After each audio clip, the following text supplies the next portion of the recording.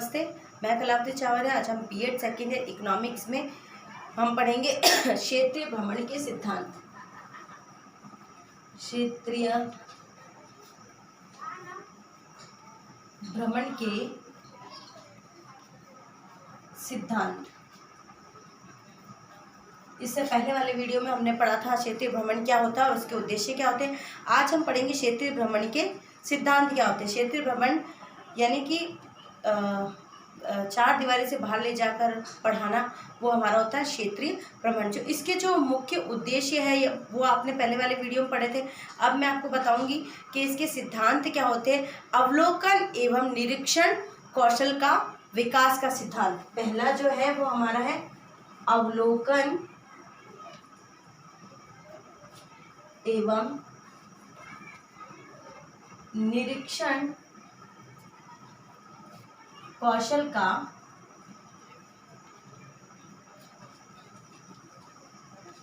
विकास। आपको इसका उद्देश्य मैंने बताया था कि विद्यार्थी अवलोकन करना सीख जाता है और वह निरीक्षण करना भी सीख जाता है। तो इसका सीधा सा यहाँ पर अर्थ है कि जो सिद्धांत है इसका क्षेत्रीय पर्यटन का वो है कि विद्यार्थी में अवलोकन एवं निरीक्षण करने का जो कौशल होता है वो पूर्ण रूप से क्षेत्रीय भ्रमण के द्वारा विकसित हो जाता है। दूसरा जो हमारा सिद्धांत है वह है क्रियाशीलता का सिद्धांत। क्रियाशीलता का सिद्धांत ये आप सभी जानते हैं कि विद्यार्थी जो होते हैं कार्य को करके सीखते हैं, यानी कि कार्य को करने वाले सिद्धांत पर और बाल केंद्रित शिक्षा हमारी शिक्षा का जो उद्देश्य है वो यही है, बाल केंद्रित और कार्य को करके सीखने के सिद्धांत पर आधारित है।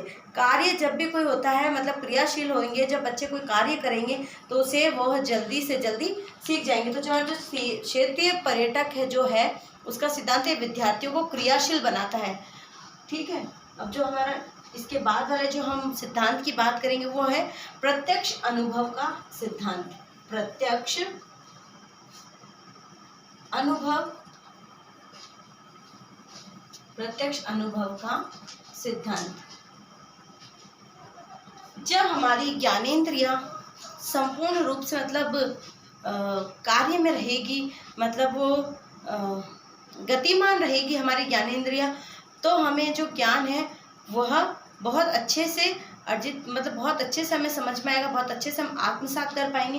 तो वही होता है प्रत्यक्ष अनुभव का सिद्धांत, यानी कि जब हमारी सारी ज्ञानेंद्रियां प्रत्यक्ष रूप से कार्यों में लगी हुई है, निरीक्षण भी कर रहे हैं, हम अवलोकन कर रहे हैं, उसके बाद में हम प्रत्यक्ष रूप से चीज़ों को देख रहे हैं, प्रत्यक्ष रूप से जो ज्ञान लेना उस चीज़ को हम किताब में ना देखकर प्रत्यक्ष रूप में जब हम अनुभव कर रहे हैं, हम उसे देख रहे हैं, तो जो ज्ञान होता है वो हमें प्रत्यक्ष मिलता है और स्थायी होता है और रुचिकर होता है। तो मतलब जो हम प्रत्यक्ष रूप में इन सब चीज़ों को देखते हैं तो जो हमारे प्रत्यक्षता के जो अनुभव होते हैं उनका विकास एक विद्यार्थी के अंतर्गत होता है। अब हम बात करेंगे समाजीकरण का सिद्धांत। समाजीकरण, समाजीकरण का सिद्धांत। अब जैसा कि आपको पता है फील्ड ट्रिप ग्रुप में होती है, सामूहिक रूप में होती है, क्रियाशीलता के सिद्धांत पर आधारित होती है। तो जब विद्यार्थी या कोई भी व्यक्ति समूह में कार्य करता है तो उसके अंदर सामाजिक गुणों का विकास स्वतः ही हो जाता है। तो ये जो हमारा क्षेत्रीय पर्यटन है वो विद्यार्थियों में सामाजिकरण के गुण को विकसित करता है और इसलिए यह सामाजिकरण के विकास का सिद्धांत भी इसको कहा जाता है। अब हम जो बात करेंगे व्यक्तिक विभिन्नताओं का सिद्धांत, यानी कि अब अभी तक जो आपने पढ़ा था उसके बाद में सामाजिकरण आ गया, फिर उसके बाद में आपका जो है व्यक्तिगत विभिन्नताओं का सिद्धांत। व्यक्तिगत विभिन्नताओं का सिद्धांत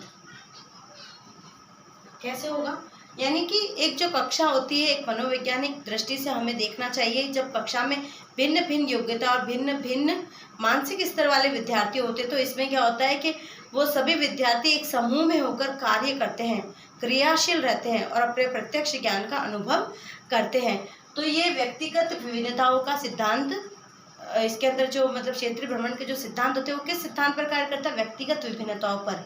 अब जो नेक्स्ट है वो अन्वेषण तथा शोध का सिद्धांत। अन्वेषण तथा शोध।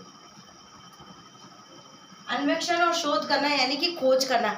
जब विद्यार्थी विद्यालय की या स्कूल की चार दीवारी से बाहर प्रवेश करता है या बाहर कदम रखता है और प्रत्यक्ष रूप में अपने ज्ञान की अनुभूति करता है, तो उसके जिज्ञासु मन के अंतर्गत बहुत सारे सवाल आते हैं और बहुत सारी समस्याओं का वह हल स्वतः प्रत्यक्ष ज्ञान से हल कर लेता है और उसके मन में यानी कि खोज वाली प्रवृत्ति आ जाती है।